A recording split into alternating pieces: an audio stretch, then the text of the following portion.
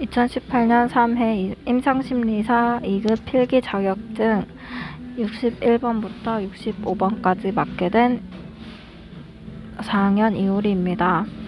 61번 문제입니다. 초기 임상심리학자와 그의 활동으로 바르게 짝지어진 것은 1번 위드만의 지지능 개념을 제시했다.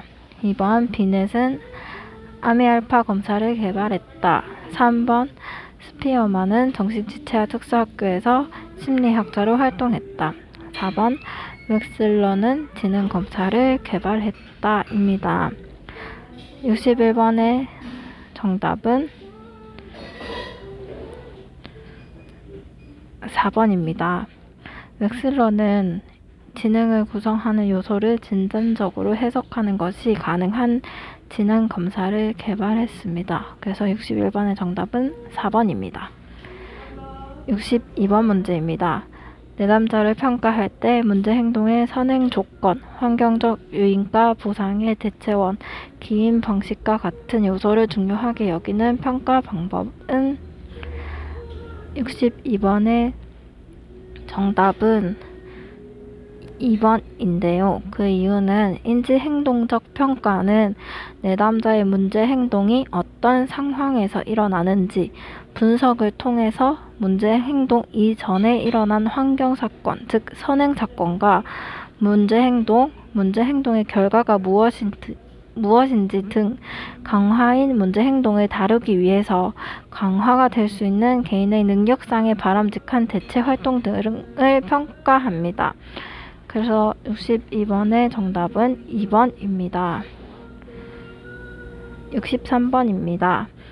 다음에 해당하는 강화 계획으로 옳은 것은 기억, 회사의 일정한 매출에 따라 성과급을 지원받았다. 니은, 라디오 방송 프로그램에 사연을 보내 경품이 당첨되었다 입니다. 63번의 정답은 3번입니다. 그 이유에 대해서 설명해 드리겠습니다. 먼저 고정 간격이란 반응 수에 상관없이 일정 기간이 지나면 처음으로 나타나는 반응을 강화시키는 것인데요. 이 예시로는 월급입니다. 그리고 변동 간격은 일정 시간 동안 간격을 두지 않고 강화를 하는 것을 말을 하는데요. 전체 기간 동안 강화가 주어지는 시간의 간격은 평균은 항상 일정한 것입니다.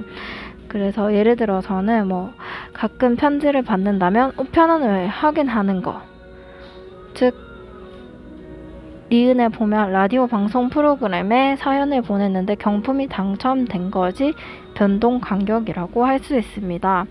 그러면 고정 비율은 어떤 행동이 일정한 횟수만큼 반복되었을 때 강화를 시키는 것인데요.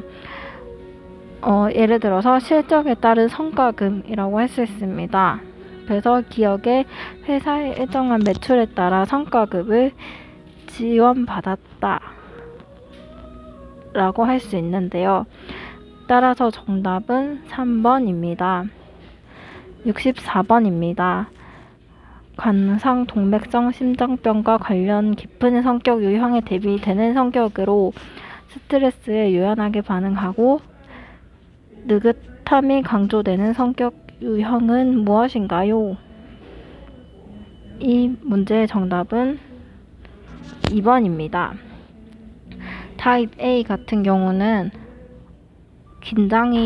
긴장하거나 성급하고 경쟁적인 것이 특징이고요. 타입 B 같은 경우는 느긋합니다. 3번 같은 경우는 내향적이고 4번은 외향적입니다. 따라서 이 문제에 있듯이 스트레스에 유연하게 반응하고 느긋함이 강조되는 성격 유형은 타입 B라고 할 수 있습니다.